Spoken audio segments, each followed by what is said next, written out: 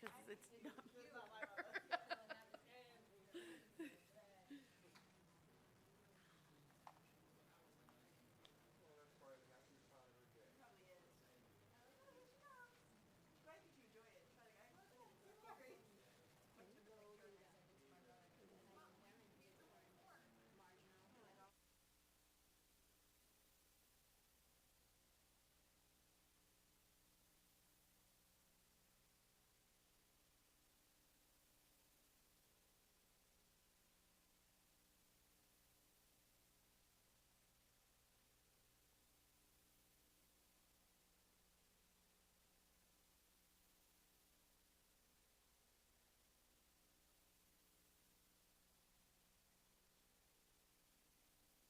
Okay, I I don't need to send this, that's fine.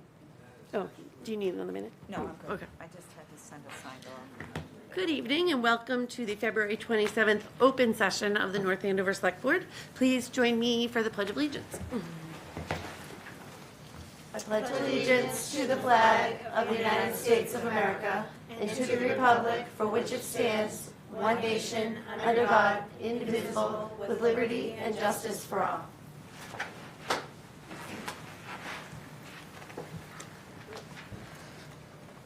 Actually going to, is there anybody in the audience for public comment? Unrelated to the public hearing. Okay, not seeing any public comment. I will move right along to licensing. So I will take a motion to enter licensing. Chair, I move we enter licensing. I have a motion and a second. All those in favor? Aye. Aye. So we are now in licensing. And just give me a quick minute to get to the right page.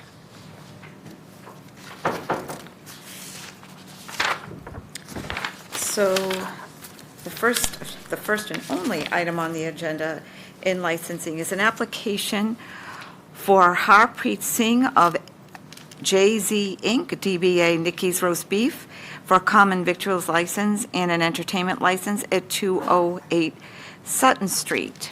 And I do believe we have the prospective new owner in the audience. We met in the hall. Would you please come to the podium, state your name and address, and just speak clearly into the podium. My name is Harpreet Singh. I live in Tewksbury, but I'm new in town. Just recently bought this business, Nikki's Roast Beef, which is 208 Sutton Street. Did I say it correctly? Oh, okay. The way you said that, I thought I said it wrong. Go ahead. So this is the first time I'm doing this. It's so okay. Almost everybody that comes before this on something like licensing, it's their first time, so not to worry. Okay. So you hope to be the new owner that we will be discussing tonight, Right. and you want to tell us a little bit about your plans, or is things changing? Are you keeping things the same, or? We are changing a little bit when it comes to few things in our, especially just like the way the business was run in the past. I am gonna try to open on Sundays. I'm gonna try to change a little bit in the preparation. For example, like one of the things that we're gonna change is bring fresh items to take off a bunch of frozen items and bring new fresh items. For example, wings and fresh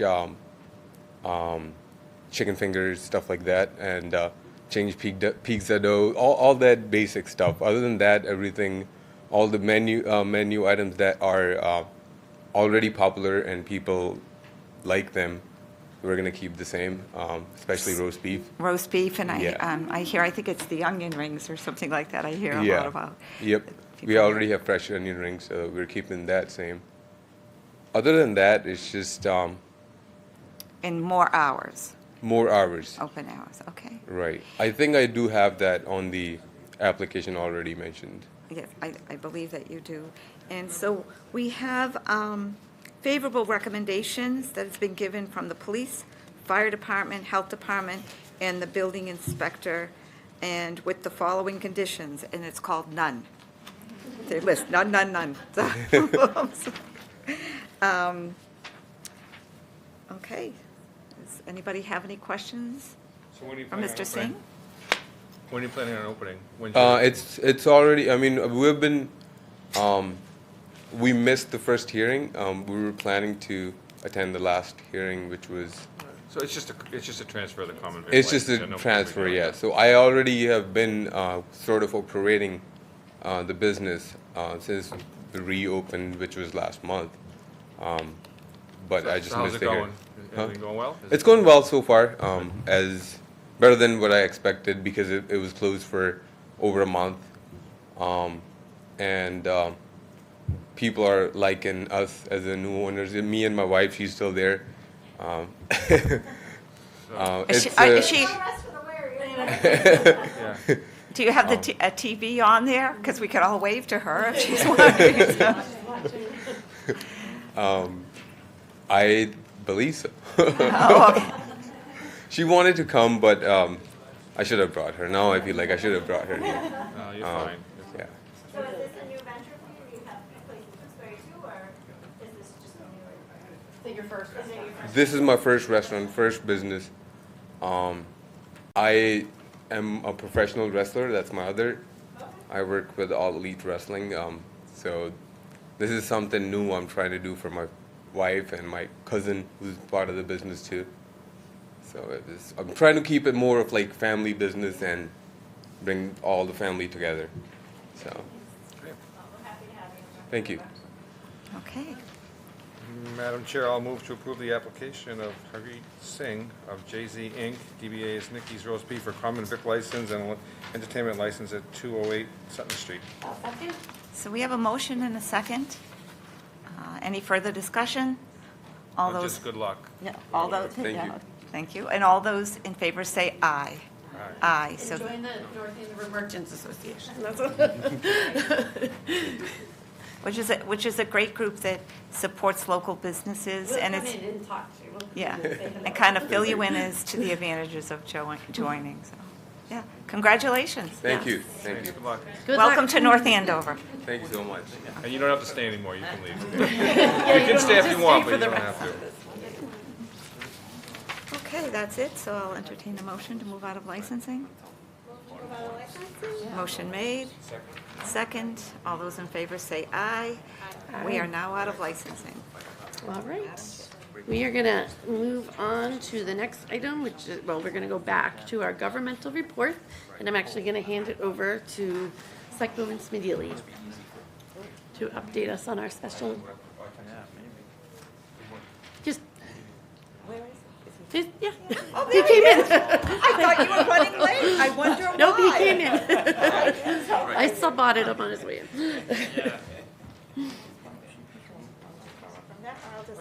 Okay.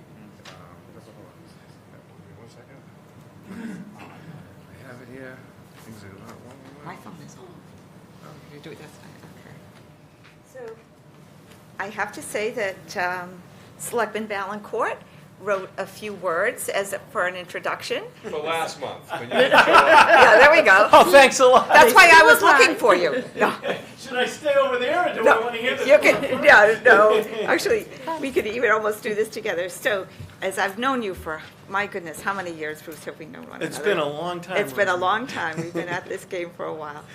Senator Bruce Tarr, Bruce served on the community, in the role of state representative or senator since 1991. Currently, Bruce represents the 1st Essex of Middlesex District in the Senate.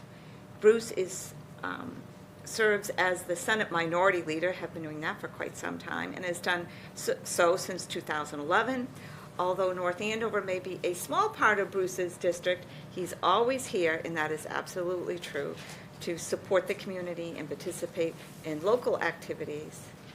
Thank you, Bruce Tarr, for your service to the community, and welcome here, and the microphone is yours. Well, thank you, Madam Chair, or actually, thank you, Rosemary, and thank you, Dick. It's great to be here with all of you, and I apologize that I could not be with you when the legislative delegation last paid its visit. Unfortunately, I was speaking almost simultaneously in Newburyport, and as much as I've tried to create the ability to be in two places at once, I still have not been able to master it yet. So I did want to come and say hello, particularly as we begin the new legislative session, and just reacquaint myself with all of you. I want to begin by actually congratulating our town manager on her recent certification as such. It's wonderful to see and well-deserved, so congratulations. You know, if you'd like to speak to it, we would like to announce that, and we'll allow you to announce that at our meeting, that new certification. So. Thank you. Yes, I just received from the ICMA, which is our International Managers Association, a credentialed manager designation, and there's only 34 in Massachusetts, so I was very excited. It's a big honor. Yeah, thank you. It's great. It's Thank you great for news. mentioning Great that, 'cause- news. But, you know, historically, the legislative delegation has had a great relationship with this board and this town administration, and I expect that to continue and very much appreciate that working relationship. I know that we have a number of issues that we're going to be dealing with together on behalf of the citizens of North Andover, and I look forward very much to partnering with all of you on those issues. I do want to let you know, by way of an update, that the legislature has now officially organized. We've adopted rules, at least for the House and the Senate, but not joint rules yet. We're still trying to work those out. And we have had the bill filing deadline come and go. So collectively, the legislature in both the House and the Senate have filed over 6,000 pieces of legislation. And those are in the process of being referred to their respective committees, so that we can begin the process of having public hearings and those committees making recommendations and things of that nature. In addition to that, significantly, the budget process is beginning, which is one of the most important annual exercises for us all to undertake.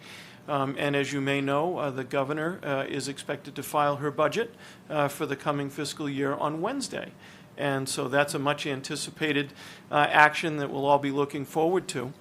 But in advance of that, the governor has given us a peek into some of the components of her approach, and one of them has been the release of local aid numbers that will be contained in her budget document, and I'm not sure if you've had a chance to look at those yet, but certainly on the education side, in terms of Chapter 70, North Andover received some very favorable news in that respect, with an increase that would be over $1 million.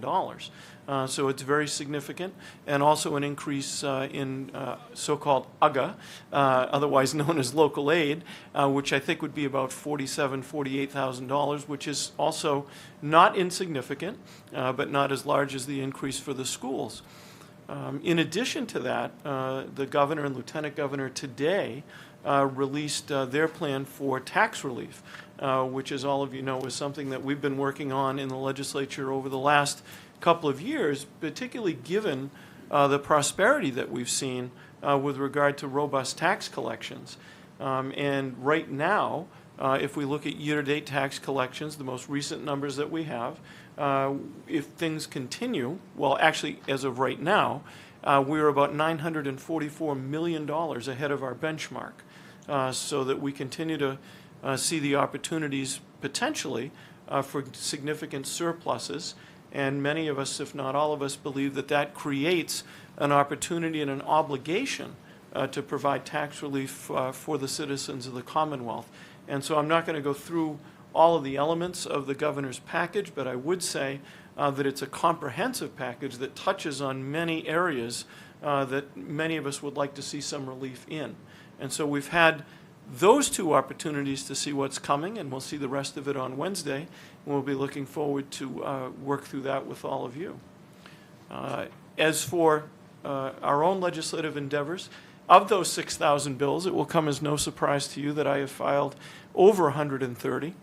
So I'm trying to cover a lot of bases, and I look forward to working with you on a number of those issues. But I'll just touch upon a couple that I think are important, and then obviously really want to hear what your priorities are as well. But one of my priorities is trying to further develop the workforce and recover the workforce, because clearly it's changing, and we continue to hear from employers that They aren't able to find the employees and the employees with qualifications that they need.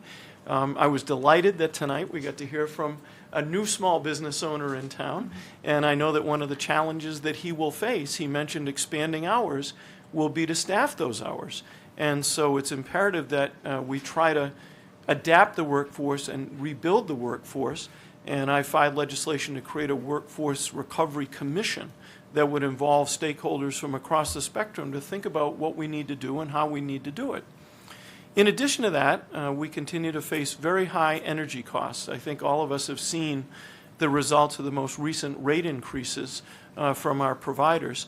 And for me, it continues to be a priority to look at expanding the supply, particularly of renewable energy, so that we can have a supply and demand situation that's much closer to equilibrium than the one that we have now, but also to look at our electric grid and to make sure that we have an electric grid that's capable of responding to the needs that we are creating by converting to electrification for so many of the things in our lives. And as we move forward with that very noble endeavor and we try to reduce carbon emissions, which under the Global Warming Solutions Act we are obligated to do in Massachusetts, we also need to understand the electric grid and its ability to meet that demand. And so I've also filed legislation on that will require us to have a continuing plan to be able to deliver the electricity that we're going to need.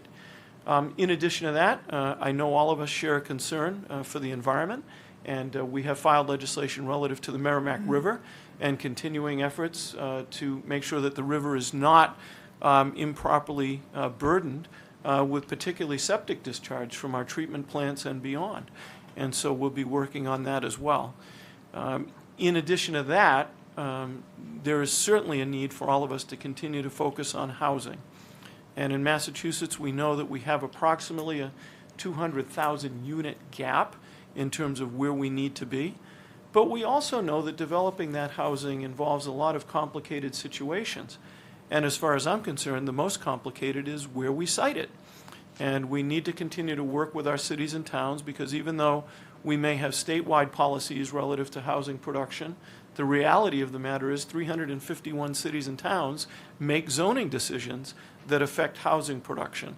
And I think we need to work to have the right balance between state government policy and local autonomy to make sure that we can develop that housing in a way that's consistent with the needs of communities and maintaining their not only character, but their ability to meet the needs of those utilities or those units with regard to utilities like water, which is very important, and wastewater.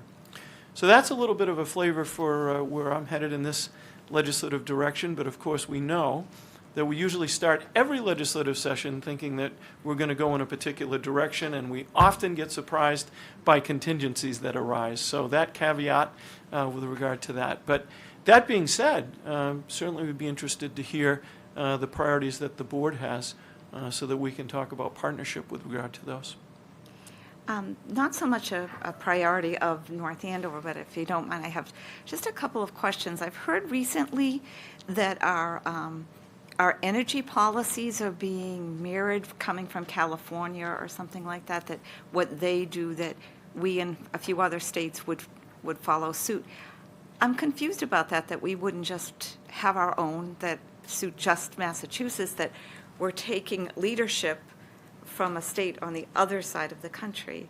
So if you could, Sure. do you have a few moments to speak to that? Or Sure. was that something you would like to speak to at another time? No, I'm happy to address it now, Okay. Rosemary. So there are a couple of notable instances where legislation that's been passed in Massachusetts follows California. One is with regard to appliances and Yes, that was Energy one of Star them. ratings and things of that nature. And the second is regard to emissions. And for a while now, motor vehicle emissions in Massachusetts have been required to track the requirements in California.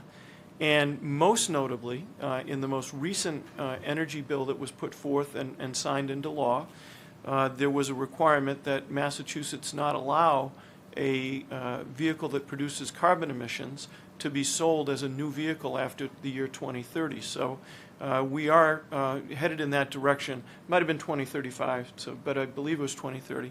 So in those areas, we are linked to California.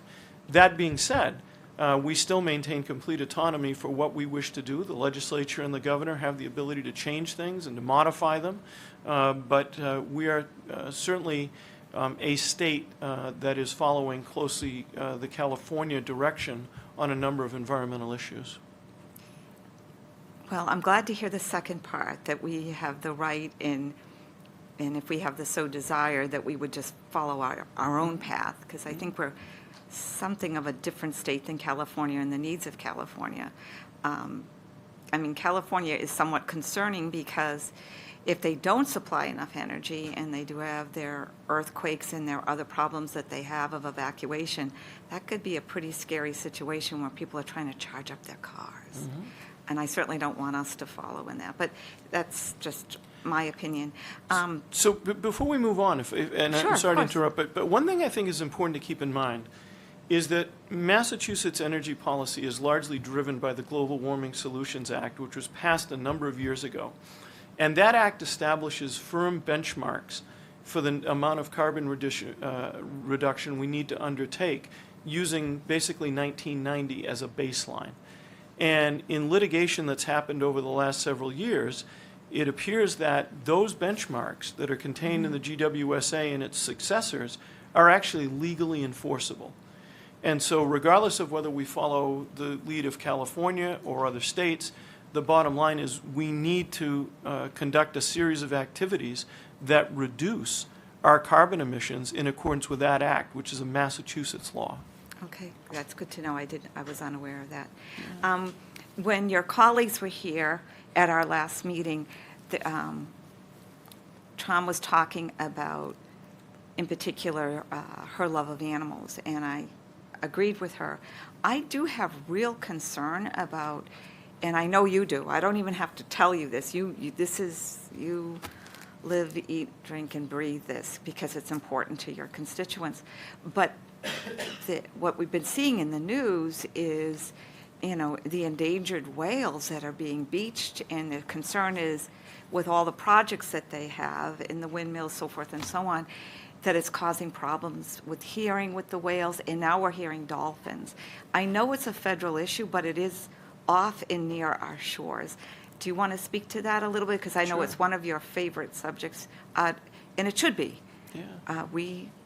We have a lot of property along the coast, and one of your, of course, Gloucester. We know its history and look forward to it having another continuing good years, but it is troubling. It is troubling. So I would be remiss if I didn't point out that this is Gloucester's 400th anniversary. Congratulations. And I'd be happy to welcome you all to the various celebrations that we're going to be having, particularly some of the grand ones that will be happening over the summer months.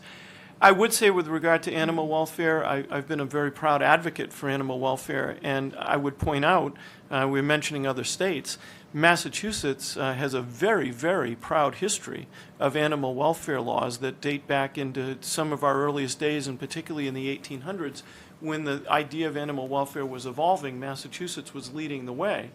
And most recently, I've been very, very proud to be the author of Pause 1 and Pause 2, and a piece of legislation that we got passed in the last legislative session, which makes it a requirement for companies that are conducting research that involve animals to make those animals available for adoption so that they can have a life once their service to medical research is done. And that was known as the Beagle Bill because primarily beagles are used for medical research because of their docile nature, which makes them good candidates for that. But hopefully now we'll be seeing a lot of animals be adopted, a lot more animals, because one of the other things that we lead the nation in is medical research. And so a lot of the research that involves animals is conducted in Massachusetts. With regard to the issue of marine mammal protection, and particularly whales and to some extent dolphins, we are in some ways uncharted territory. When we think about the production of wind energy and the projects that are off the coast of southeastern Massachusetts, and a whole new series of projects that are being proposed for the Gulf of Maine. And the impacts of those projects on marine mammals and marine wildlife, I would suggest to you, is an area that we don't know as much about as we need to. Now, I would point out that offshore wind is being generated in Europe and in the Norwegian countries, the Scandinavian countries, and so we are gaining some experience from that. But we have a lot more work to do in that regard, and we have to understand it better than we do today. One of the areas of concern is with the protection of the right whale, the northern right whale. Exactly. And that is a species that has less than 400, in existence. And so there's always particular attention paid to that. Historically, the concern has been with the right whale, what happens with the commercial fishing industry and with strikes from vessels. And I would point out that, in my humble opinion, our commercial fishing industry has gone to extraordinary lengths to protect the right whale. To wit, there is now a closure for lobstering in the majority of Massachusetts waters that is going to extend through the spring, when our commercial harvesters will not be able to harvest lobster at all. And so that's a very significant measure. I am pleased that over the last couple of years, we've been able to support through the state budget loan assistance and grant assistance so that lobster harvesters can transition to new gear. And not to go too far down this path and digress, but one of the most promising pieces of gear is actually line that connects the trap to the buoy that's on the surface, which breaks at a particular level of tension, so that if a whale were to become entangled, it's likely that in the struggle to become disentangled, the rope would break, the line would break. Now, even further than that, there's a lot of discussion of fishing without those lines at all. And that is a proposition that is getting a lot of consideration, but is a long way from fruition in terms of lobster harvest with traps that are on the bottom.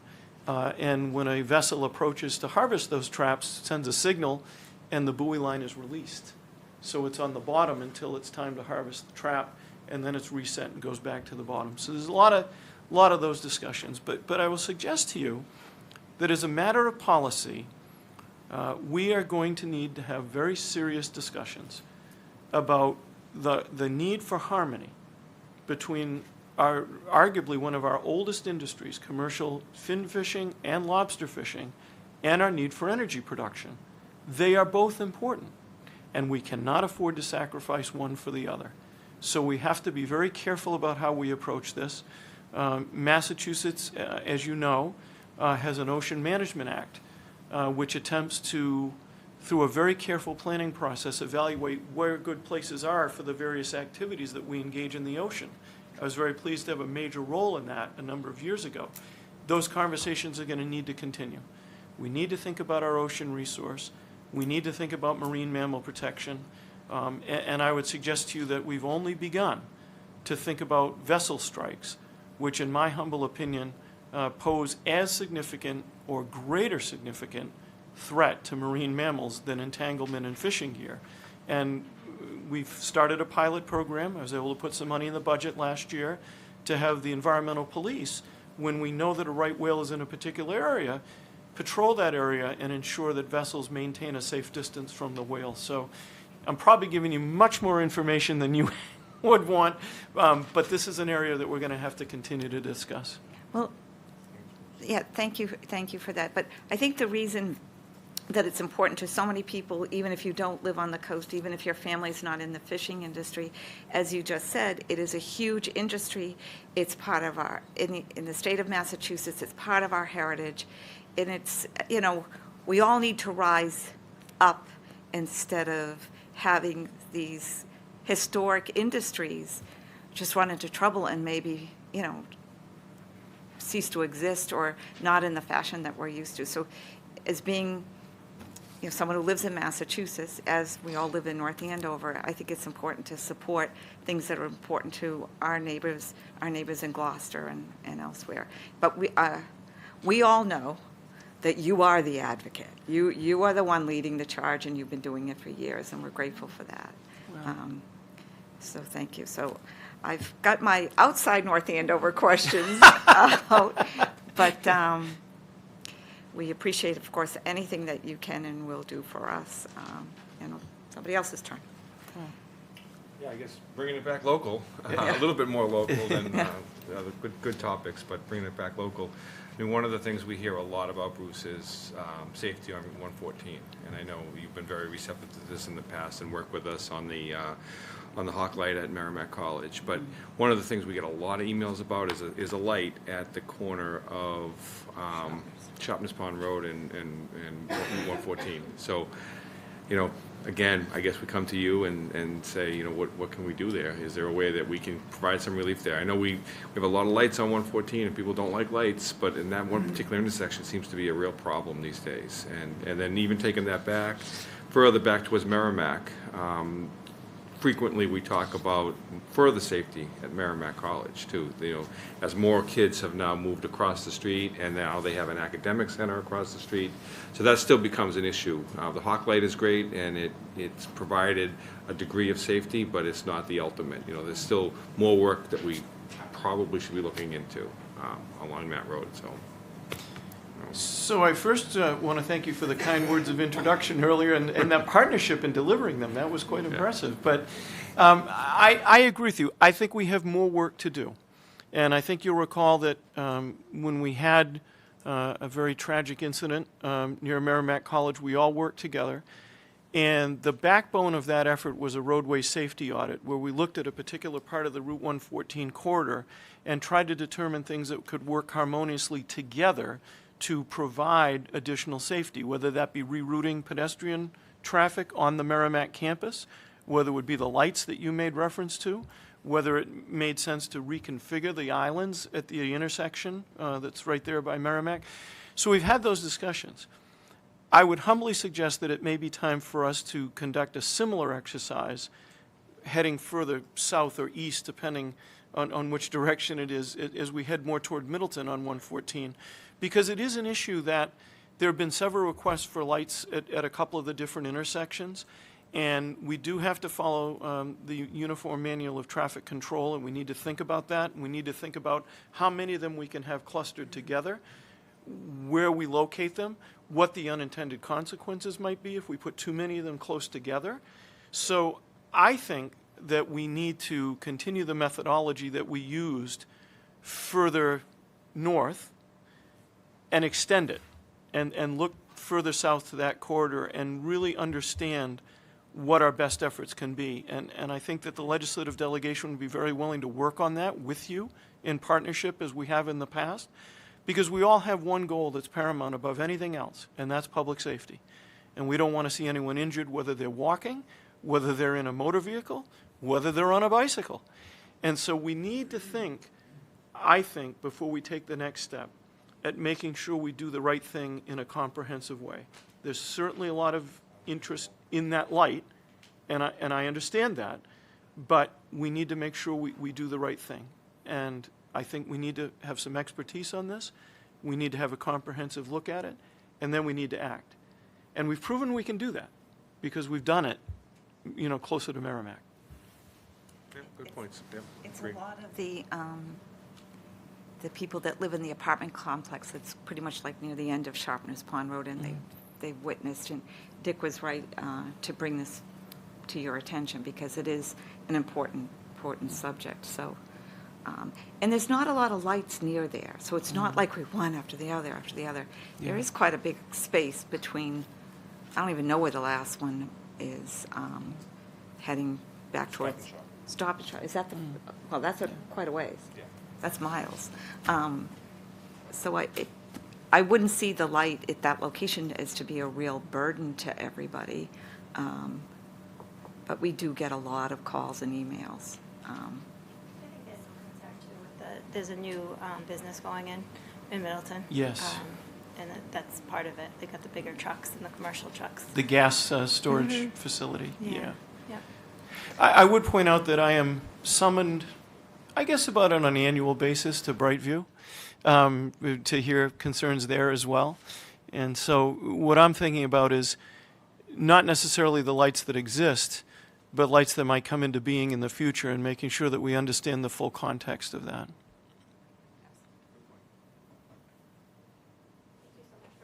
tonight. My pleasure. So definitely the safety of the students at Merrimack College, I see it all the time. They're walking right along the edge there, and it just makes me nervous watching them in the Sharpers Pond. And I'm pleased to hear about the Chapter 70 funding for the schools, because I know that we've really been working towards that, getting more funding for our, for our schools through that way. And of course, the Merrimack River is of concern to us. I know it's not our drinking source, but it is to our neighboring communities. And every time we get the overflow notifications, it, it's like, oh, again, we have to do something better for not only the residents, but the wildlife and that's in the rivers. So, but that's about it. I just, No, thanks. wanted to thank you for coming. Oh, my pleasure. And I would point out, I think that the Merrimack is a regional issue for all of us. And I think there is a good coalition building around protecting the river. And again, I think one of the things we need to think about are the various treatment plants that have an impact on the river, and how we can all work together to help them be able to elevate the level of treatment so that we don't have as many stormwater discharges. I also think the real challenge, even bigger than that, is going to be how we address non-point source pollution that's coming from runoff, that it's much harder to identify and it's much harder to control. So we need to work on that. I would also point out, with regard to Chapter 70, it's really only part of the story. And I think we need to work on the cost of special education, which is coming into focus in the legislature and with the administration. It's definitely something that we need to work more on. And I have a lot of thoughts about that, but I won't belabor them tonight because I know there's a snowstorm coming. And I don't want to be responsible for, having to shovel the way out of town hall so we can all leave. But I think we've got more work to do on education, but Chapter 70 is a good start. Fully funding the Student Opportunity Act is a good start. But we also have more work to do on special education and on mental health in our schools. One of the things that I was most pleased with was the Senate initiative that made it into the final version of the budget in the last session to create a $6 million pilot program to help schools develop more capacity for mental health issues. I think we've got a lot more work to do there, not only in the schools, but also in the community. And certainly we can talk about that at length another time. But I think Chapter 70 is a good beginning. Thanks. Thank you for coming tonight. My pleasure. Janice, you've been very quiet. I have. But I appreciate I the... appreciate you coming and taking time to fill us in on everything you've been up to. So, any other comments from my colleagues? I said more than enough. Well, happy to do Come it. back for the grand opening of the senior center. You were there for the groundbreaking, you're going to Yeah. come back for the grand opening. I very much look forward to that. Yeah. What's that date now? We're holding March 28th, although I think it looked today like they might have backed up a week. So don't April? quote me. Could be first week in April, but Not April April We're Fool- almost there. no, as long as it's not April Fool's Day. it's not going to be April Fool's Day. We're almost there. Well, please keep me posted. The groundbreaking was a fun. wonderful event, and I look forward to the grand opening. So This will be a day of fun as well. great. All right. All right, thank you so Thank you very much. much. Take care. Thanks, Bruce. Good night, Bruce. Drive carefully. Yes.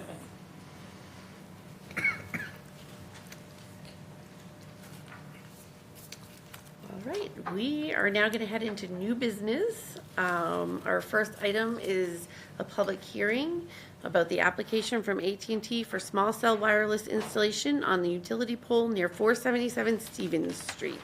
So I will take a motion to open the public hearing. I will open the public hearing for the application from AT&T for small cell wireless facility near 477 Stevens Street. I'll second that. Okay, I have a motion and a second. to open. Madam Chair, I'm going to recuse myself as an abutter. I'm going to recuse myself from this hearing. Okay, perfect. Thank you. All right, so we are in public hearing. Sure, come on up.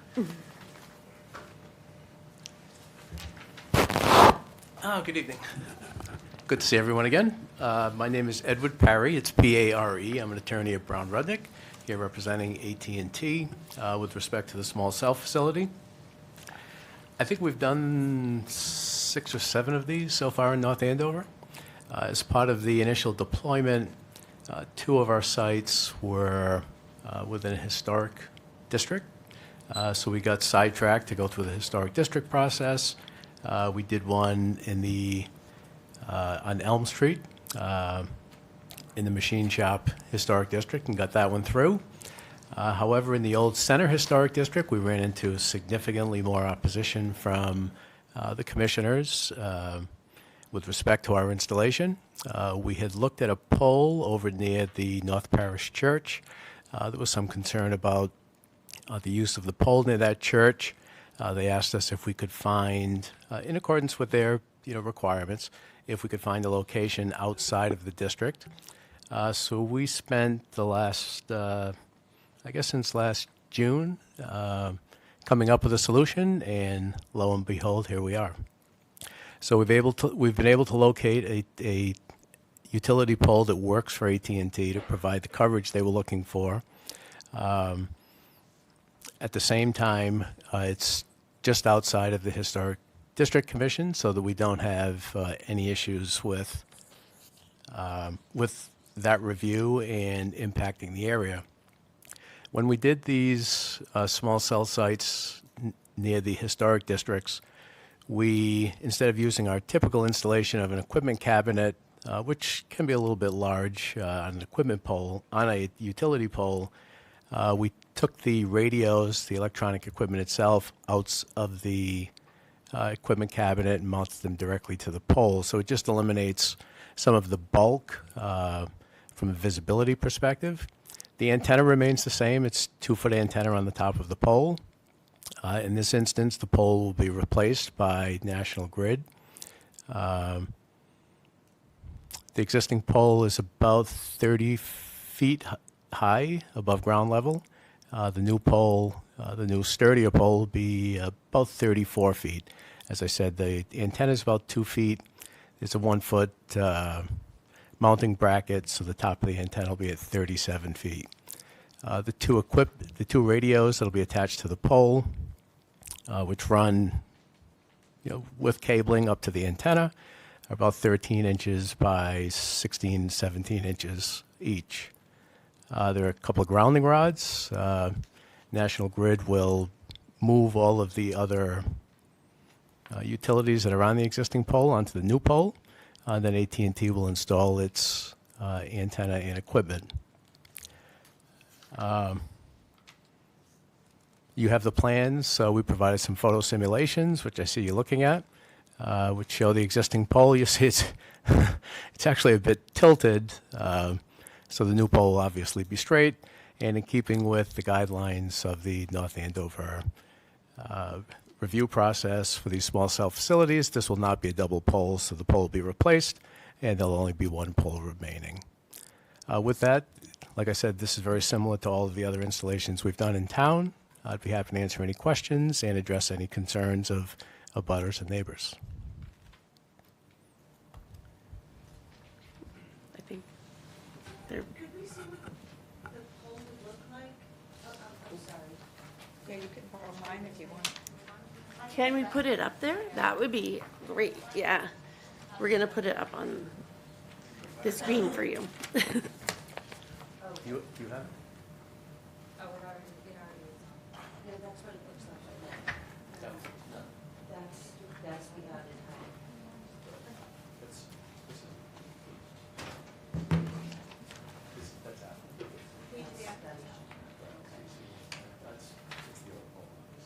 Right, so you just sort of superimpose this. Correct.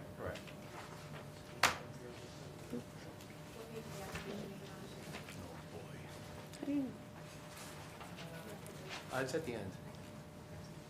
You looking for the photo simulation?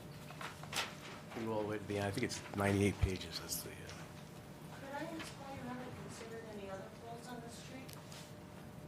We will do a public hearing section. Oh, sorry. That's okay. In just a minute, we're just gonna let him finish. The board will ask questions, and then we'll open it up to, No, you're good. I don't know how this goes. You're totally fine. Let me just find, we just wanna make Get to sure be when a you nigga. talk, you're at a microphone so everyone. Yeah, so we can hear you. So is this So, current pole? no, so this is the current pole with the proposed installation on it. So you can see the antenna up at the top. The, like I said, it was a long application. And then you have the radios You have the shut-off switch, and then the electric meter, so we could pay the utility company. And conduits for the cables will run on the outside of the pole. So that is as is. The pole will be straight with a new pole, obviously. So, Can I flip through? so you were saying that the conduits and all that, they're on this picture, that's what you were saying? You know, I don't think the conduit's going to be that detailed. Let me, The equipment's down the bottom, the Oh, on see on the pole, like towards the lower. yes, you can see some gray conduits on the right side. It's hard to see from here. Can I just scroll? Is there also equipment on the ground? There is not, so there, let me finish through here. So that's existing conditions, so that's the pole as it looks right now. And then AT&T's equipment will be those gray boxes, which we can paint brown. They don't have to be gray. And the antenna at the top, same thing. So are you saying that that last picture is closer to what it's going to look like? Correct. Without the arrows that look like wires? Yeah, well, Those are arrows. Yeah, well, those arrows just identify, Boxes, correct? correct. So if you see on the right side, they're just arrows pointing, Right. At explaining. first I what- thought they were wires. No. I'm like, oh, boy. Well, there are, but not to confuse, not there are wires on the pole which will be replaced. So if you look, if you avoid the arrows, just look at with this, right. And everything below that is an arrow from Correct. the side of the page. Let me bring up the plans, because that might help also.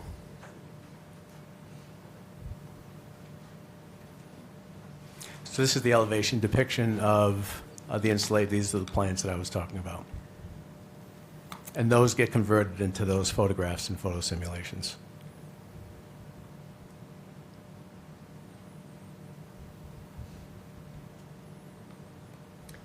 And that's what, 34 feet? Is that what you said? The existing pole's 30 feet. The new pole will be 34 feet. That's what. And then there's about a 1 foot mounting bracket, and then the antenna itself is just a smidge over 2 feet. So the top height there is 37 feet in total. Are there any other of these in that general area, or this is the first for this? I mean, we've done plenty across the town, but. Yeah, I don't know if the Elm Street location has been installed yet.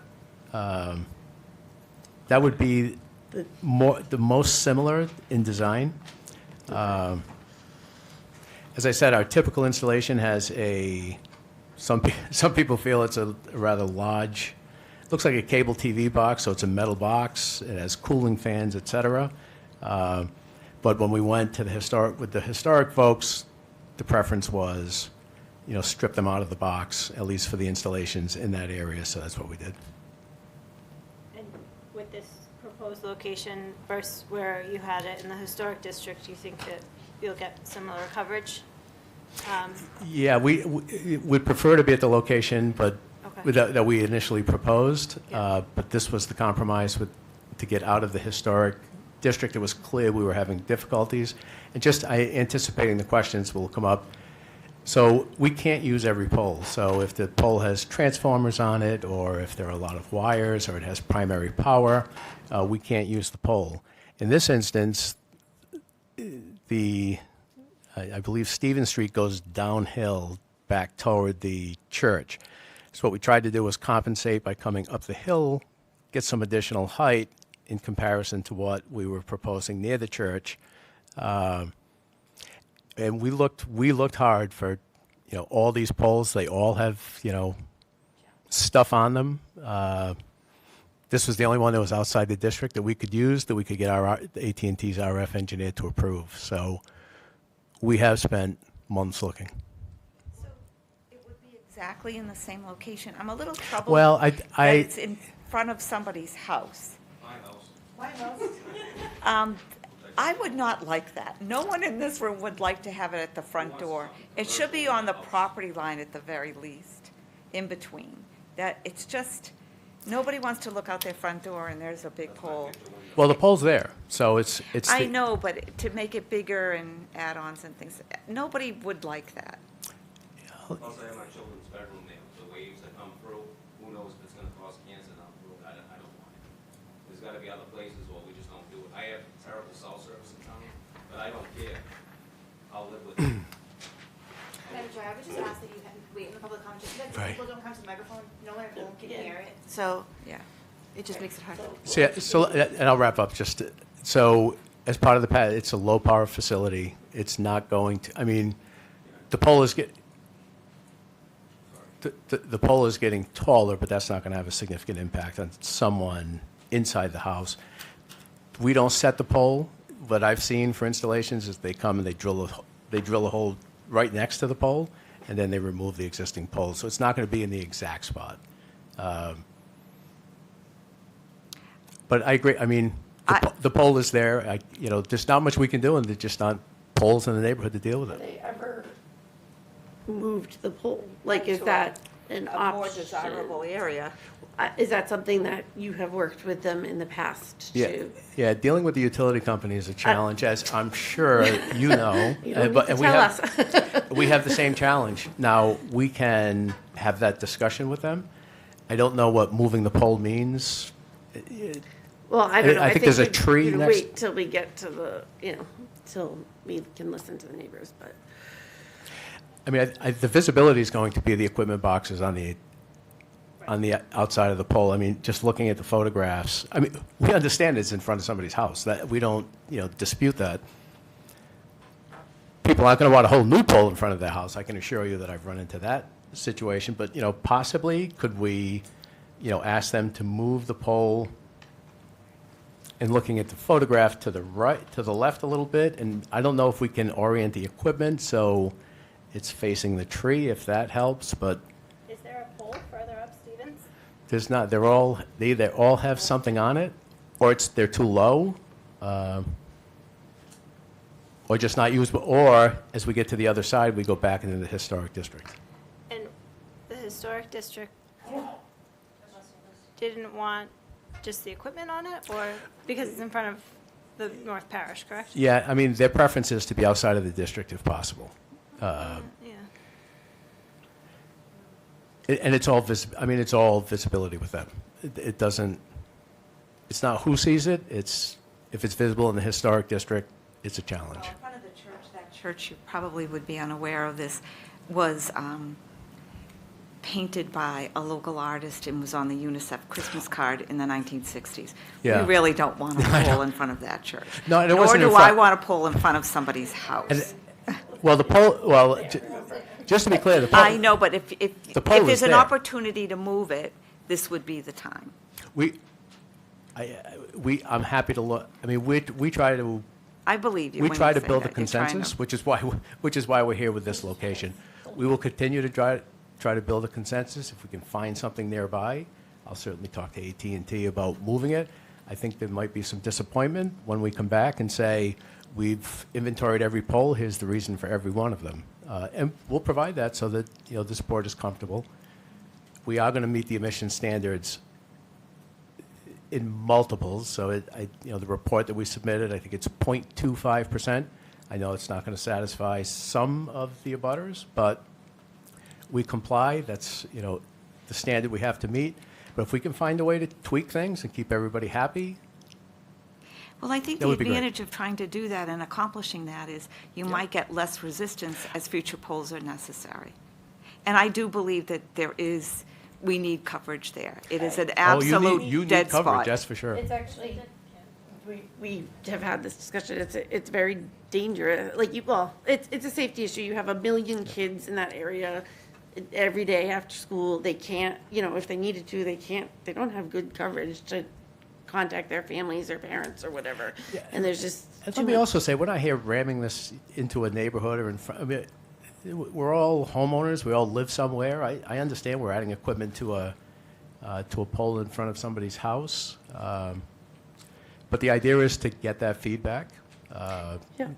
See if we can do something, whether it's shift the pole a little bit. Again, I could just tell you, dealing with the utility company is just impossible. But we try, and, when we say that the town of North Andover Select Board is very interested in seeing a shift, and I'll go back to AT&T once we have the comments, there's nothing I could do about emissions. And there's very little that I mean, there's no jurisdiction with respect to emissions. But visibility-wise, if we can find something, I mean, we're here because we got pushed back from the historic districts. So they didn't want us there. We searched and came to that compromise. How about, does the pole have to come down because it's slanted, or is it just not because you tall were adding height for the? I think it's typically not for height. It's typically, it won't handle it structurally. It's either old. This one's listing, but, you know, I've learned A a lot lot of about them. utility poles. They that list a I lot, never- yeah. I mean, when I went to law school, we didn't do utility pole stuff, but I guess I was just curious, since you're putting one in anyway, could we add a pole that's away from, you know what I'm saying? Like you leave this Leave pole. that and put and one then- that's in a Well, better that- location. Yeah. that would be a possibility, but I'll go back to your statement that the person who we're going to put the pole in front of doesn't have a pole currently. And there's not really any space between any houses there, or, But we can certainly look, again, depending on, I'm assuming that some people are not happy with our proposal, and maybe we can hear them out and see if we can figure something out. do you have other questions, or can we move on to letting the? No, I guess I would just reiterate that I do know it's a dead zone in town, and with kids that go to the youth center, I do want increased coverage over there. So I understand that piece of it. We did, there's a youth center, or there's a town facility over senior center? So we looked in that area also at all of those poles, and they were all either too busy, too, you know, Maybe When- there's when a I- better place to add a pole there that's not in front of somebody's house. Front door. Like up by Drummond, like, I don't know. In the backfield of Drummond.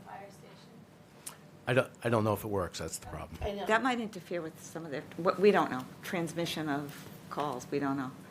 Oh, the fire station? No. Meters or something, no, it does No, not. the Okay. interference can all be Just done. shows that I know nothing about this, other than, I would not want that pole in front of my house.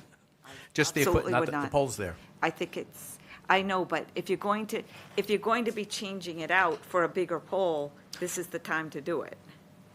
A taller pole. Are you just adding on the top? Is that what you're telling? No, right, the poles are 40, again, knowing more than I need to know about utility poles, they're 40 feet. That's the length they come in. They get buried approximately 6 feet in the ground. They're all 34 feet when they install them now. The very least, it should be between property lines, just like so many other things are. Like telephone poles are often between property lines, fire I hydrants, think things the like that. issue in that area is there's not, It there's no is tight. space Right, between. there's a reason they put this one here, and it's probably because they can't, and well, we're certainly not going to disturb that tree. Could you just talk about installation? Installation? Yeah, how long it would take from taking the pole down, putting a new pole up, putting the equipment on? Yeah, National Grid, it's usually a day. I mean, they drill, they pop the pole in. Now, it does take time to move, so not only do you have the electricity, you probably have cable TV, you could have some telephone lines here. The utility company has to get each of those entities to come and move their stuff before the old pole gets removed. Our installation is typically a day to install and then another day to fire up, but it's kind of a bucket truck situation with, you know, whatever we need to do for traffic, we coordinate with local police and the engineering department. It's not lengthy, but I'm not gonna swear as to how long it takes the utility company to do anything. You've only got 24 hours. Yeah. Any other comments, or can we open it up for public comment? Yeah, I'm fine. Okay. I might. If you guys would like to come to the microphone, you identify yourself and your address, and I am William Holford. I live at 477, 475 Stevens Street. I own that duplex. And I oppose this new pole to come into my house. I have pictures right here of looking out my picture window and also like at the front of the house the way it looks now. And I don't want some commercialized pole in front of my house with all of these boxes and conduits and wires. It's bad enough I have a crooked pole, but that's how it was when I bought the house, and I knew it was there. But I don't think anybody would want this in front of their house. And I feel there's other places to put this, and it doesn't need to be there. I believe there's some poles at the bottom of Stevens Street that they could be on. There's a couple poles at the top where the fire department is. There's 3 of them right there that are wide open. I don't know why they couldn't go there. Or there's also a couple on Great Pond Road as soon as you go down by the church, which are not blocking anybody's houses or near anybody's houses. I guess that's that. I feel that, I don't know how safe it would be with my family in the house, having all these waves coming through over time, and I just don't feel it's right. As far as someday resale value, who would want to buy a house with these things in front of their houses, or, you know, when I rent my property, is somebody not going to want to rent it because of that? You know, I don't know. So I wish you would just think about that and see if you can have them put it somewhere else. Thanks. Thank you.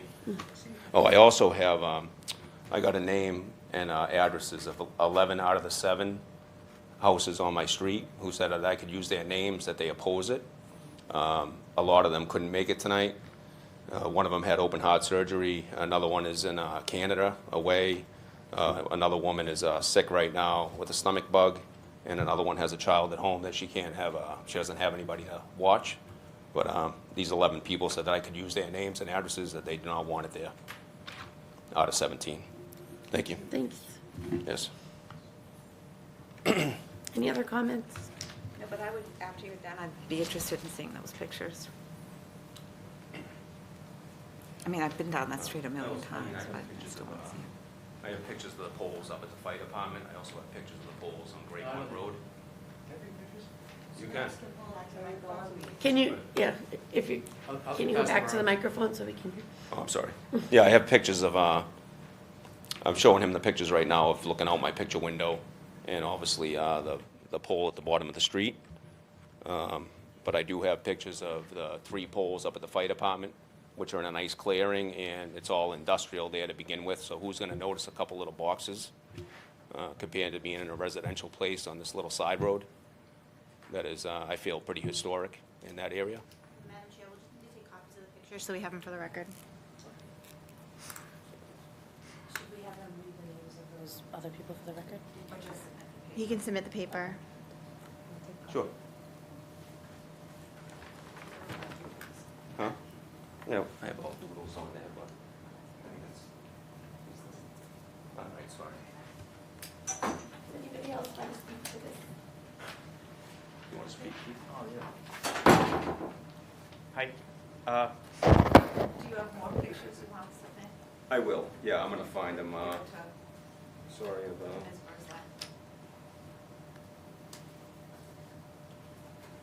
You can continue. Those are just the poles in the fire department. You And a can couple Who, of me? these- Yeah, okay, yeah, Keith Van Uckel, I'm 474 Oh, I'm Stevens. sorry. I'm directly across from Billy and Gina. And they, I was just curious, they redid their whole house, like in 2000. And the Historical Commission, which is the same one in charge of the center, they held his feet to the fire about what he could do with his house. The odd side of Stevens Street, well, I'm on the, right across, I'm on the even side.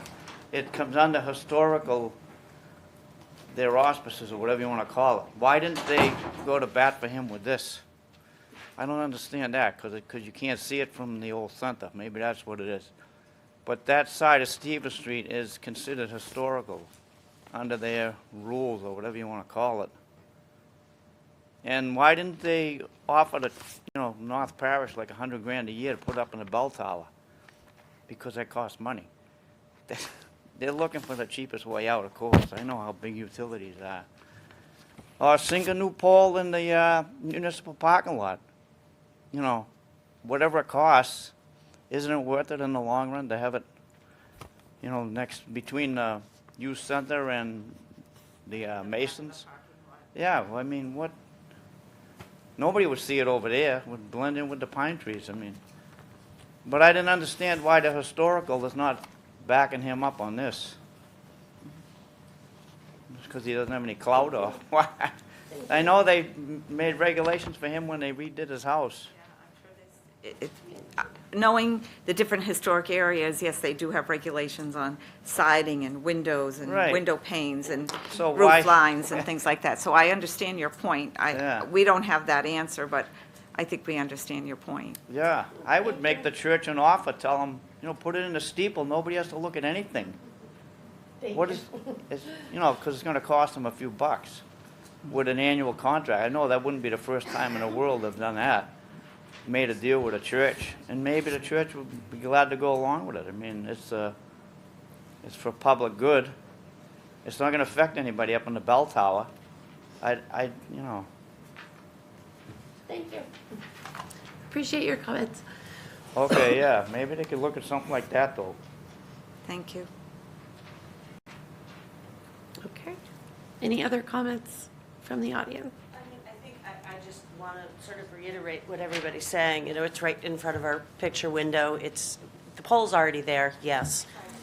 Oh, I'm sorry. My name is Leslie Carlson, 475 Stevens Street. I am a tenant of Bill and Gina's. We've been there for about 5 years, so technically I'm not a homeowner, but I do live at that property.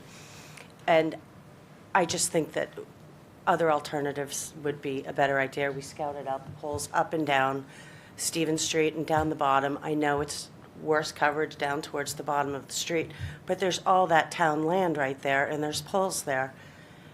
It might not be ideal, but it's still better than putting it smack dab in front of somebody's house, in my opinion. Or the municipal lot, like Keith had said. I think there's got to be another alternative than smack dab in front of somebody's bedroom window looking out and seeing this in a picture window. Thank you. Thank you. I would say that for me, it is a priority that we somehow get service into that area of town. I'm willing to, I would hope that maybe we can dig a little deeper. I know you guys have put a lot of work into it already, but maybe we can come up with some ideas. Adding a pole on town Yep. property. Yep. From our perspective, that's part of the process. Yep. I go to some of these hearings, and we It's- never hear a peep, and we'd, Yep. may go sailing through, and, that's all well and good. And there's We don't have creative- the opportunity ahead of time to find out, well, who's going to be for this, who's going to be against it. If there was nobody here, then it would be a discussion among us. I hear the concerns. What I'll do is we will inventory the area again, So- and we'll do something a little more official so that you have it. I'll have every pole identified. We'll determine what works. And maybe look and at what some of the doesn't. more creative alternatives that were mentioned here tonight. I don't know, how feasible they are, but. Yep, I mean, I hear about the fire station. I'm familiar with the area because we've, You've spent a we've lot of dug in. time walking. We have, yeah. Well, I spend a lot of time on Google Earth, but, you live there, so you'll get it. And I'll come back with an inventory of what's out there, and maybe in the meantime, we can come up with, I can work through Melissa and, come up to see if I can get RF to approve something that the town might be able to help us with. We know the town wants service down there. We know it's terrible. Really do want service down there. So we'll And we'll figure out a ultimately, solution. I mean, I don't know, if it's the only alternative, we'll have another discussion, but I think I want to see that Yep. we have exhausted Fair enough. And I think all that's- possibilities. You know The how only- I feel, how I feel, but are you saying, though, that you're only looking at existing poles that are already in place? Or would they be open to putting new poles in a place that is not as conspicuous as that? Would be open to, if a location would work for the coverage requirements, we do we'll do a new pole installation. Okay, They're a I'm little glad to trickier, hear but that. they're doable. Okay. I do this a lot. I've done it for 20-some odd years. I'm just going to tell you that when I go somewhere else, it'll be a different group of neighbors. Somebody, it's going to be in front of somebody's Oh, I see property, what you're whether saying. it's vacant Yeah. or not, it's still somebody's Well, property. that's why I think we were tossing out behind the Yep. parking lot, because, And what I'll do is we'll be able to make this just as interactive. We'll go through the inventory. I'll bring our radio frequency engineer in so he can explain, or we'll Zoom him in or whatever we can do. And he can explain why they work, why they don't work. And we can look at, we call them pole sets. If there's a pole set, my guess is that if I move the pole across the street, the gentleman at 475 is going to have the same issue as the gentleman at 477. And, We get that. There's water across the street too, so that's We won't be, probably, we won't be going there then. probably wouldn't work. Madam Chair, I'm just going to recommend we keep this public hearing open Yeah, then please. till our next meeting, Yes, that's perfect. rather than have to repost it and re-notice all the abutters. If you could continue the hearing, that would be This great. makes Are more we, sense. do you meet once a month, We or? meet twice a month. So we would continue this public hearing until March 13th. Madam Chair, I'll move that we continue this public hearing until March 13th. And a second. Okay, all those in favor? Aye. Could we, did you say March 13th? March 13th. I'm in Carlisle. Okay. Sorry. You know, it might make Fast. sense to, So the next meeting after that would be, well, we can, so 27? 27th. Why don't we do the 27 will give me a little bit more time to Fine. rattle some cages on, and get the, I think our inventory is pretty much done, so, you know, we'll produce a Google map with all of them. Exactly. Besides the inventory that. That's you've going already to take a taken. little bit Yeah. longer, because we're going to have to get input from the town. It's a little, I mean, we need to stay in the public right-of-way. I know people are talking about parking lots, but, Well, it's a The- town parking, the back. yeah, but your town council is going to have a different opinion on that. Okay. Everything else, yeah. Exactly. It'll get Yeah. messy. Yeah, sure. Okay. So, but we appreciate you continuing to look. So, So we should make I a, appreciate your demeanor, Yeah. your effort to work with us and not combative, we'll so just thank you take it for all one, of that. one step at a time, Yep. right? so is 27th is the? So we should Change the motion, yep, as amended. amend, Second, To the 27th, we will keep the. amend the motion 27th. and I'll second. All right, all those in favor? Aye. Aye. Aye. The Thank you hearing very will much. stay We'll open see till- you. And I'll be in touch. Thank you.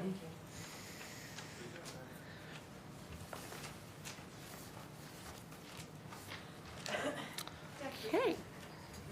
Thank you. All right, moving on to item C, a vote to adopt the town manager's recommended budget. We have all had a fair amount of time now. Madam Chair, there's no changes to the budget as it was submitted That's good news. 2 weeks ago. No surprises. No, we have presented the budget to the Finance Committee as well. They haven't taken action yet. Hold There's a on. lot of chaos in it. Okay. Give us a minute. Okay. Okay. Do any of my colleagues have comments or questions that have remained unanswered about the budget before we? Other than, It, do absolutely. we still have time to reserve the right to make changes, or is this going, is this going? This is our vote Okay, on, all right, that's how I read it, but Yeah, the warrant closes on the 13th. it just seems so early, it's, doesn't it? we've had, Probably not to you, but it's the it's like, usual. we're in February. The calendar's like embedded in my eyes. But no, the warrant closes March 13th. I'm gonna keep saying it loud and clear for everybody. March 13th, the warrant closes. So, you know, this is kind of our last bite at the apple here. And we presented it to FinCom already. FinCom is gonna have to go ahead and have their vote soon. They're already working on their report. So, yeah, we're kind of right on track. Okay, Yeah. thank you for that. So FinCom has approved it or not? FinCom has not voted yet. They haven't voted. They usually don't vote until kind of right before, but we have presented it to them. So far, we have not received any follow-up. They haven't requested any department heads to come forward or anything else. I do not believe the schools have presented to FinCom yet. I think Okay. only I have. And they didn't vote yet they were gonna vote to recommend the capital budget that night. However, I asked them to hold off because Laurie and I had not yet met with the OPM for the middle school, and I wanted to make sure that number was accurate. It is. So, Good work. so well, they'll be taking action on that as well. So, all is good. Okay. And the local aid numbers that the senator was talking about doesn't really affect us at all. Unfortunately, the way that we budget, or fortunately, the way that we budget, we level fund our local aid from the year before. So it will be a benefit next year. If it does happen, it's kind of a blessing in many ways because, you know, this is a tight budget for us. Yeah. But We don't rely on it.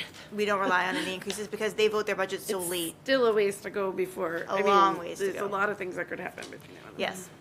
It's just the beginning of the roller coaster. Yes. So. I just want to thank you all for your efforts with the Chapter 70 funding. I know we've had lengthy conversations about it, and in our comparables, there's a lot of talk about our per pupil spending, and we're on the lower end throughout the state, and I know that money coming from the state to increase our chapter funding is really the efforts of all of you Yes. advocating for us. So it's been great the last couple of years, and I did this chart the other day, and I should have shared it with all of you, but I looked at from 2015 to 2024 just the changes, and from 2015 to 2021 the school department budget increased by 11 million, and from 2022 to 2024, so the budgets that I've been here for, the school department budget has increased by 7.6 million. amazing. I mean, it's pretty incredible. It's a and lot of hard work. It's a 40% increase from 2015 to 2024. Yeah. So, I mean, if you think about it that way, it's pretty incredible. It is pretty amazing. Yeah. Can you, not now, obviously, but I'm curious, like the similar comparison with like the town, like the Yeah, town side? absolutely That can. would just be, yeah, just so that we could see, you know. Yeah, and I did it for the capital too, and, back in 2015, the school capital's budget was 400,000, 16 it was 300,000, and 17 it was 200,000, and now the last few years it's been 500, 775, this year, 2023, 6 million, and then next year it'll be 22 million. So, thinking about it, the investment's not only on the operating side, it's also on the capital side. Absolutely. So it was pretty amazing to see. It was mostly for myself, but after I finished it, I was like, look at that. So I'm happy to share. But yeah, we can definitely do it for the town side too. It's a good exercise. I think it's important to think about those increases and the fact that we can't stop looking at one particular section of the town. You have to continue to invest over the years so we don't end up having to dump a lot of money. If you can keep it consistent and keep those buildings Not have any deferred sort of. deferred, and keep up with the increase in the population in the schools and the requirements and the new technology and all of that stuff, sometimes a little bit at a time.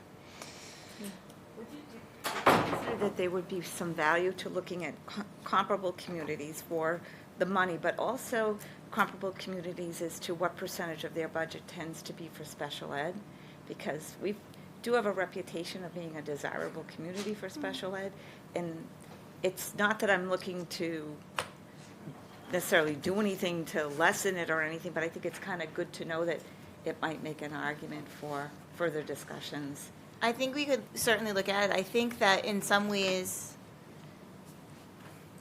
we may even show detrimentally, only because the superintendent and the assistant superintendent and the special ed director have done such a good job of creating special ed programming internally. Yes, Like, they've been that's so true. creative, and you don't often see that. So I mean, even one of the opera requests that we Okay, have well, keep it tonight- to yourself Yeah, unless. that's what I mean, right? So they've done such a good job, so it may just reflect that they've done, like, we haven't had to use a special ed account, we haven't had to go to the reserve either. But it's because they've done such a good job of bringing those programs inside, and you don't always see that. Well, then they should be a model committee for the rest of Yeah. the state. It- If they found creative ways of taking care of our kids, and I'm clearly saying that, I truly believe that that's what our responsibility is, then maybe we should have the legislators speak at the State House, showing them what you can do with a little creativity that doesn't hurt the kids. They've done a good job. Yeah, it's great. Good for them.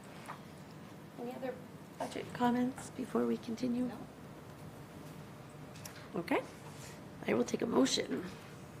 I'll move that the select board adopt the town manager's recommended budget for fiscal year 2024. I have a motion. And a second. Any further discussion? No? All those in favor? Aye. And thank you again to the entire team for your hard work to prepare that solid budget. Okay, item D is the appointment of election workers, Jean Madden and Catherine Storing. We typically appoint these in August. Yes. We have an election coming up, we have these two to add on. Okay, I'll move that the select board appoint Jan Madden and Catherine Storing as election workers. I have a motion. And a second. Any further discussion? Okay, all those in favor? All right, we thank our election workers. Our next item is to appoint Eileen Kelly to the Board of Registers. So, do you want to give a little? Technically a reappointment. It is, yeah, she's already serving, but her term is, Per term. statute, when a term is up, Term you is up. have to get in touch with the committee, and they have to put forth someone's name.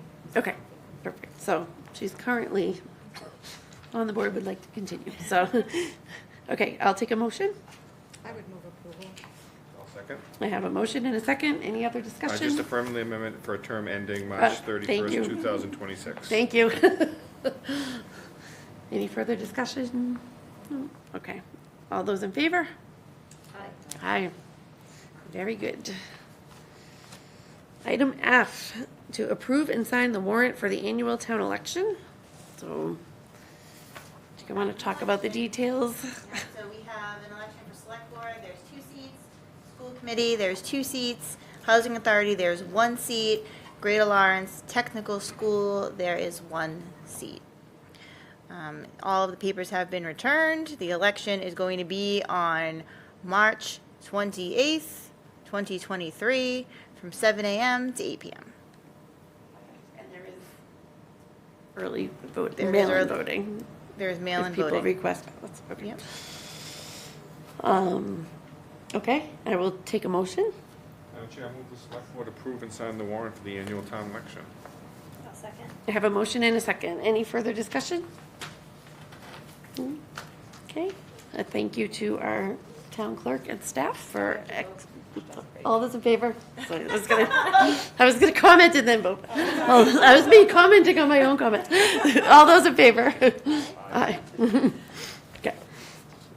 And again, thank you to the town clerk and her staff. They really are. All right, item G. Several ARPA funding requests, so we'll take them one at a time. Item 1 is the $150,000 request for sustainability director for 2 years. So really excited to hear what Lori has to say. So I did give some examples in here of some job descriptions, but basically what we're looking for is for somebody to come in over the last, particularly the last 6 months, there are so many energy sustainability grants and programs and things that we just have not been able to keep on top of. And so this person would be responsible, town and school-wide, for looking into those different programs and opportunities to develop programs for the town-wide as far as for sustainability goals that go in turn with our green communities energy reduction plan. We have a couple of things right now that we're working on. One in particular is with the Merrimack Valley funding for electrification of the youth center.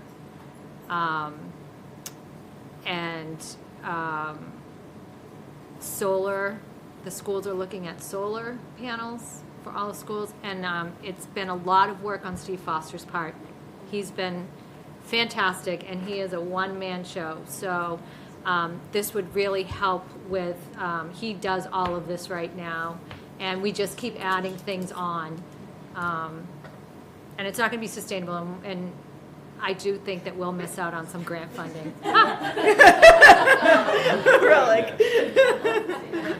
Pun intended, no. I am afraid we're going to miss out on some big grant opportunities, that this would in fact pay for itself.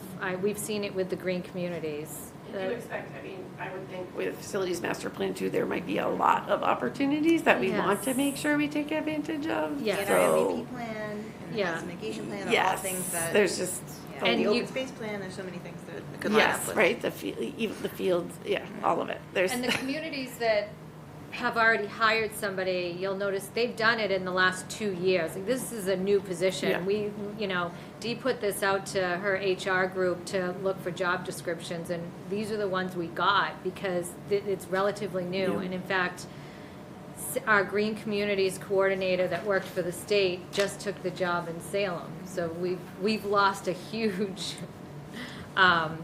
resource from the state. I mean, they're obviously gonna have somebody else take his place, but he was really great to deal with. But you And already, he yeah, you just- already had a relationship. He just went over to Salem, so, and did this type of position, so we're hoping that we can Would find. this be a 2-year contract?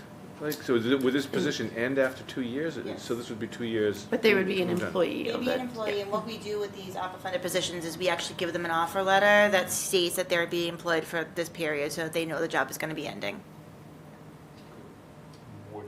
Would there be a chance for renewal It if there could was a be, case right, of the? we look for other funding sources. Sometimes there is grants. For instance, you can use your Green Communities grant to pay for a portion of a sustainability administration person.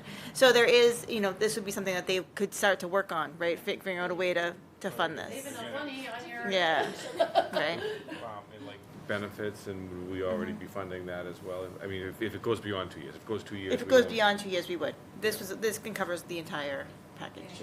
Yeah, for 2 years. I think if the job is well paying for itself and bringing more money in, that it's good to keep an eye on it and see what we can do to maintain it. If we're making money, it's when we're, Reducing our costs, yeah. but if we're losing money, then it's a whole different story. But we'll see. And I know the Sustainability Committee had emailed me that they're very excited to see this position coming forward. So we were happy to hear The grant that. work is really, really intensive. It's a lot of time, and everybody here has a million other things they also have to do, so it makes a lot of And sense just to, energy savings, also, like, we're not taking that into consideration. Yes. There's a big savings there, so. yes, Policies they could bring forward that, we're not thinking of. absolutely, Yeah. yes. Okay, so I will take a motion. I'll move that the select board approve ARPA funding in the amount of $150,000 to hire a sustainability director for 2 years. I have a motion. I'll second that. And I have a second. Is there any further discussion? Okay, all those in favor? Aye. Thank you. Item 2, $9,750 for reading system training for the school department. The school department's going to be unable to attend tonight due to illness and travel. So I said I would be the school department, but if you had additional questions that I couldn't answer, they were happy to come the next meeting instead. This was a simple one. So basically, they already have this system in place for level 1 certification. It's a reading program that they're using that is really kind of small group lessons, deals a lot with accuracy and fluency, and he said it's been a big help coming out of the pandemic. This would get them a level 2 certification, so they'd be able to kind of move up in the program. It's 4 courses, and I believe he said there's 13 people who would be trained in the program, and it is part of their strategic plan. I'd be curious, I don't need the information tonight, but how many students those 13 Program. teachers serve? Just, Just to build off that, I was grade levels. yes. So it's, okay. Is it all grade levels? I think Right. it's elementary only. Elementary. Okay. I think the Wilson's elementary only, and just how many students? Okay, you can ask him that. And yeah, and sort of which grade levels. So, but I mean, the more education and training that our teachers have, I think it's certainly beneficial to our students, so. If there's no other comments, I'll take a motion. I'll move that, go ahead. I'll move that the select board approve ARPA funding in the amount of $9,750 for reading system training for the school department. I have a motion I'll second. and a second. Is there any further comments? Okay, all those in favor? Aye. Great. Moving on to item 3, a $53,000 to update the open space and recreation plan. So, Amy Maxner, the director of conservation, is here. She will tell you about this request. Good evening. So our current open space plan, open space and recreation plan, is due for renewal. It was last updated in 2016. It's a 7-year planning document that guides the town in its care and custody, acquisition, development, upgrades to open space and its recreation facilities. it's a fairly heavy lift for, a conservation commission and its agent to undertake by itself. So we'd like to engage a consultant to help us with that. And so I went ahead and received a quote from Horsley Witten Group. Not that we're using them, but I did hear very good things about their work in other towns, so I figured I'd get a rough estimate so we'd have an idea going into this to guide us for, the request. So, we do need to get moving on it. It is a critical document to have updated to keep us eligible for state grant funding for, open space acquisition and the like. So that's where we're at. So I'm happy to entertain any questions. In the past, have we updated it ourselves? Like The last the 7 years? 2016, we had a consultant as well. Yep. How does the open space plan, and will that tie in with the Fields master plan? Or some, In does it? some ways it does. For instance, the the open space plan looks at ADA a lot and may incorporate things from the Fields master plan in those ways, kind of the question you asked me earlier today. Yeah. Those were all kind of circled together. So yes, in some ways it certainly will. The open space plan will also look at particular parcels that we may want to in the future acquire for recreation or passive recreation. So a lot of the time it does line up, although the Fields master plan data-wise does not request any additional Right. recreational Okay. space.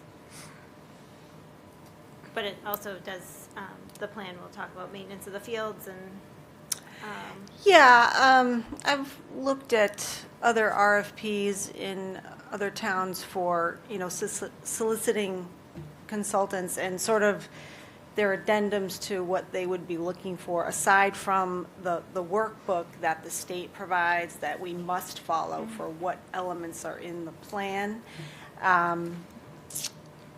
Yeah, in terms of providing us with, an O&M plan or best management practices to refer to, develop that further for us, if it's something that comes out of the needs assessment, it would, yeah. for sure. It often ranks parcels that may become available so that we know when we want to spend our CPC funding, we can prioritize that funding. Yep.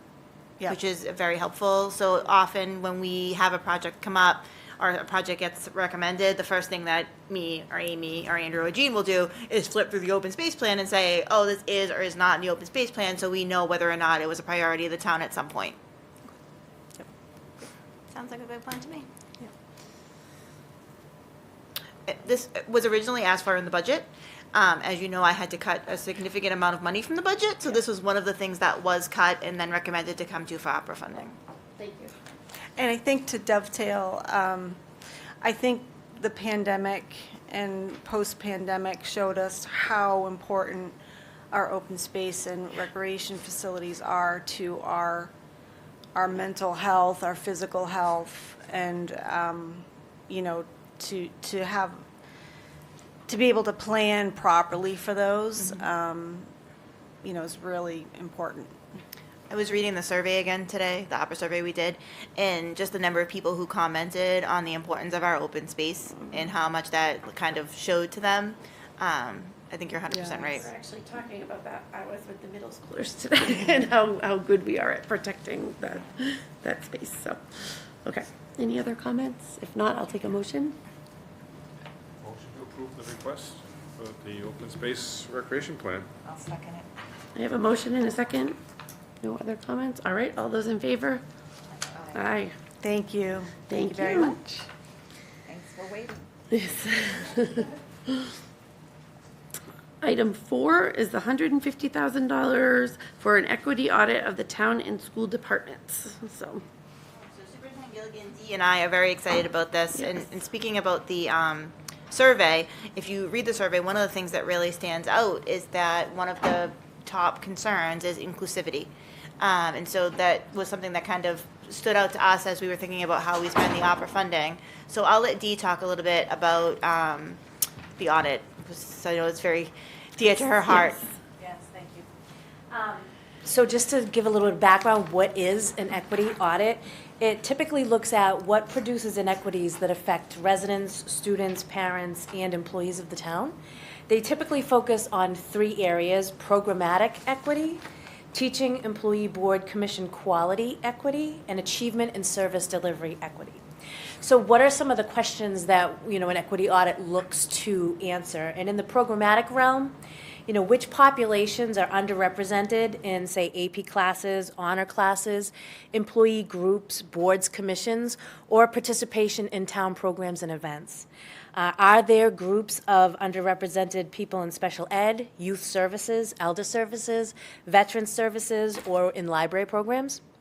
In terms of teaching and employee equity, are there more experienced teachers working with students or more experienced employees working with residents that have the most need? Are there certain schools, departments, boards, or commissions where there is more turnover or lack of participation? Do we have sufficient teachers, administrators, department heads, or employees, or members of boards that have bilingual capacity? And is the environment welcoming for all teachers, administrators, employees, boards, committee members, business communities, and members of protected classes? So what do we look at for achievement and service delivery? Where are the service gaps in delivery of services in the schools and from the town departments? What are the retention rates of people of color or other protected classes in the schools, in our town programs, in our boards and commissions? Are we reaching all of our stakeholders? And finally, how do we reach and engage those members of traditionally underrepresented classes? So in working with Jim, one of the 3 main objectives in the school department is equity for all students. And on our website, the statement reads, the administration of the town fosters this commitment to community by delivering municipal services in a professional, cost-effective manner through prompt, courteous, and equitable service by ensuring that the public's business is conducted with the highest level of activity. So we feel that this will give us a good foundation to see where we may need to do more work.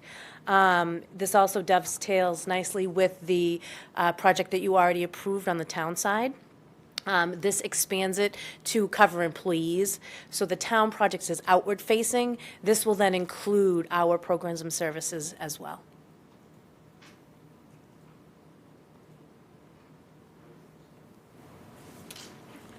A lot there, for sure. It's obviously an outside consulting firm. Correct, yes.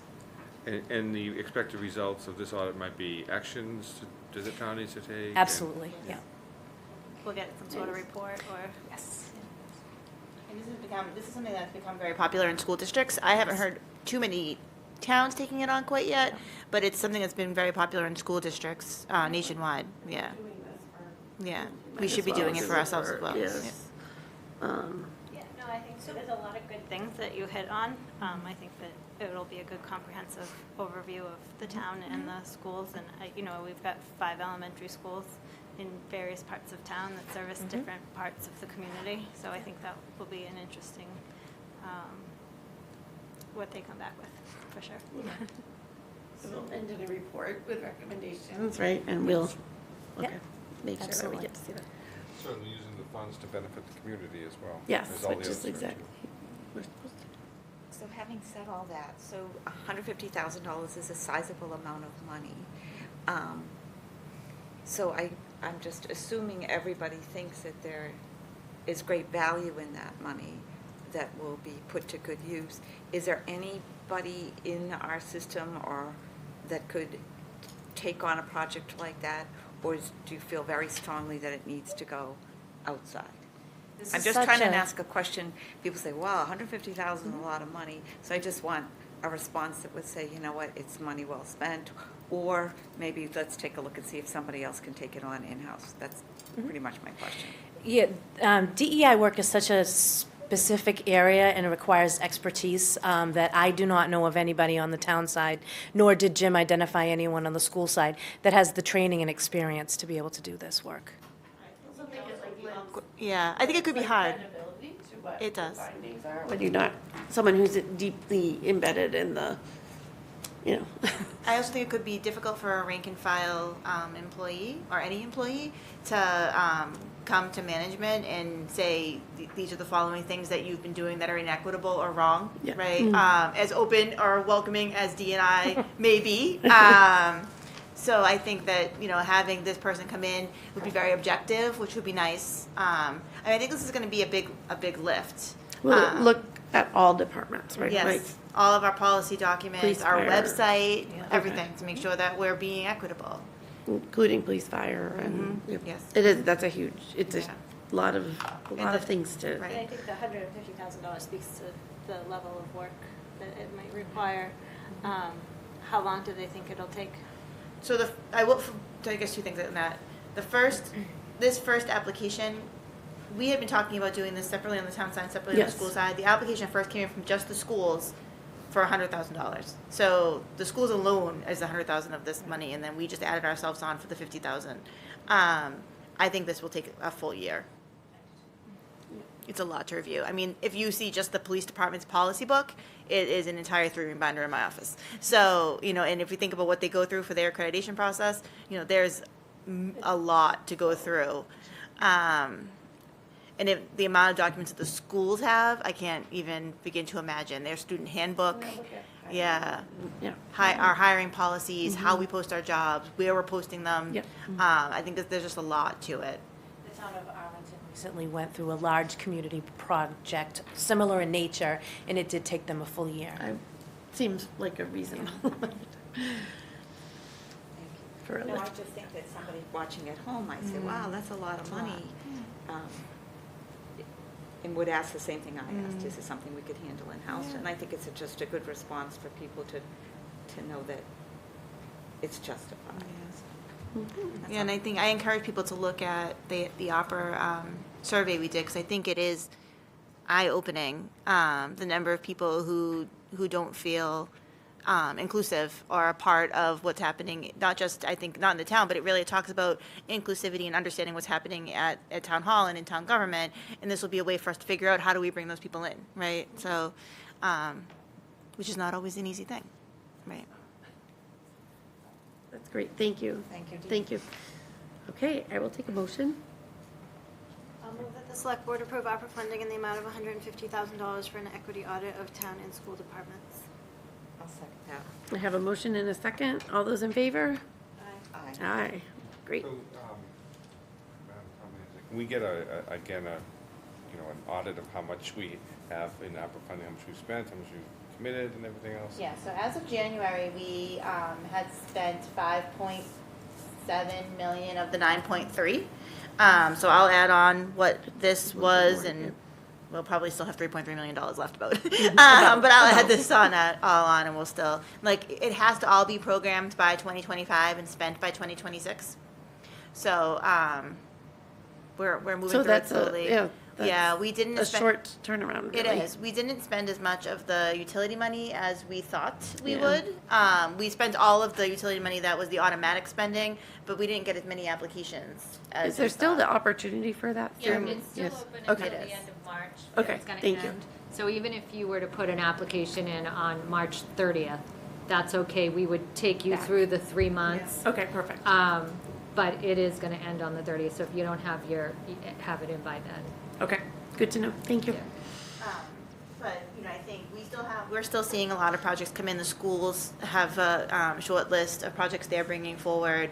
I know DPW is in the wings, waiting for the word that they can bring more sewer and water projects Yes. forward. So, there certainly is more things that will be coming along.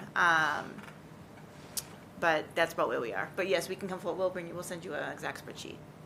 And we do have in ARPA on the website. I know my Boston accent really does kill I wish it was like an acronym instead of, if you go to our website and you go to the tabs, the ARPA tab is the 5th one.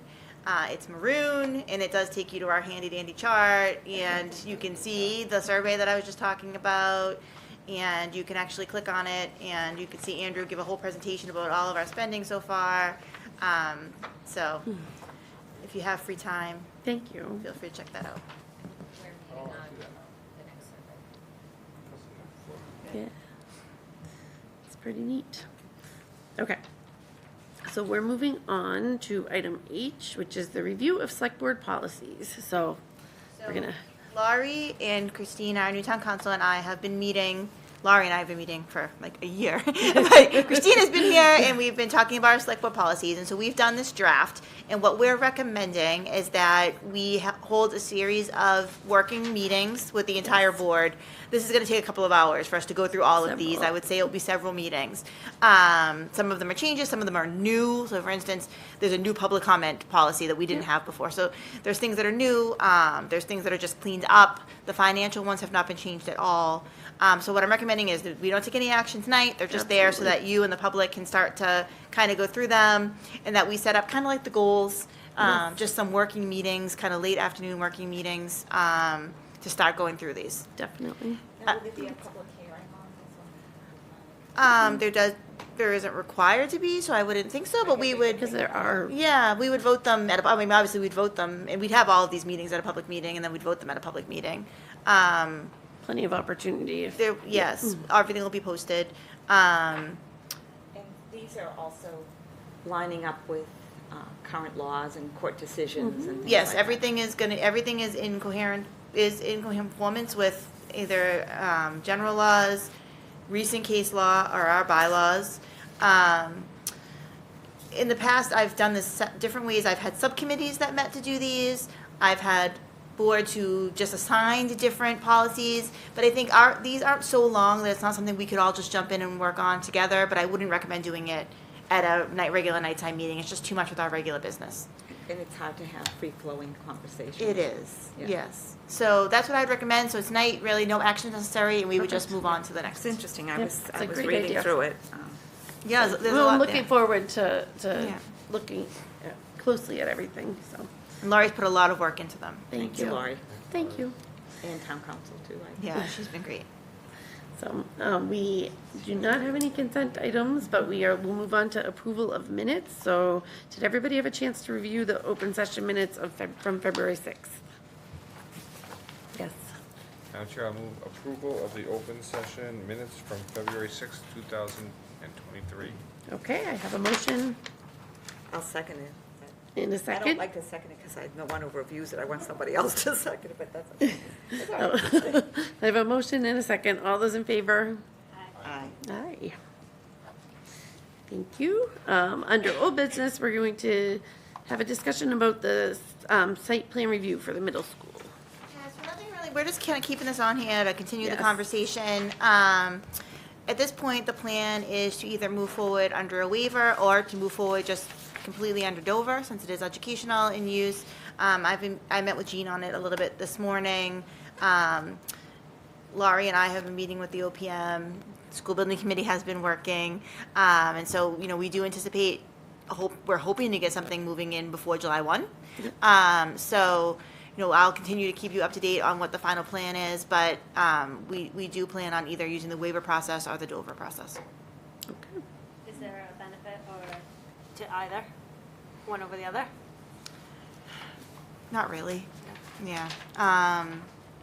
The waiver process may be more streamlined, but the Dover process may give us more rights. Yeah, so we're working through it right now, but Okay. getting everybody on the same page. Thank you. Town manager's report. Just a few quick things. Okay. So just a reminder to all of our committee members that the remote meeting law Yes. for COVID is ending on March 31st, which means we will be reverting back to our regular remote meeting policy. So you will no longer be able to have a non-quorum in the room. The chair will have to be in the room.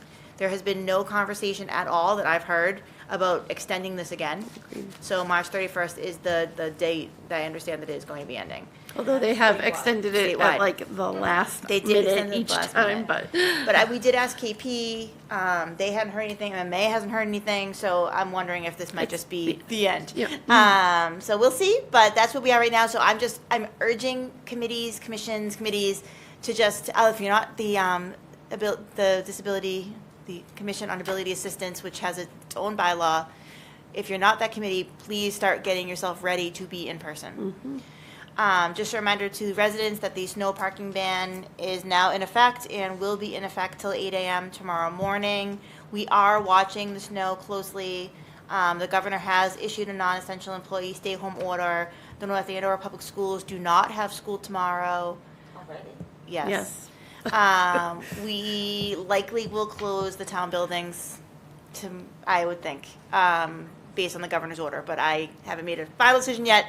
But it's likely. The way it's hitting is just not ideal. This is just a really hard storm to figure out, too. Right, the last one that came in from the state said 6 to 9 inches, had us in the high end, but the way it's, we're always in the high end. As soon as you hit Middleton, it's like a whole new, it's true. I I witness know. this because I go that way often, Yeah. because my husband's family's from, it stops right at Sharpness Pond It's Road. Snowmageddon, it's weird.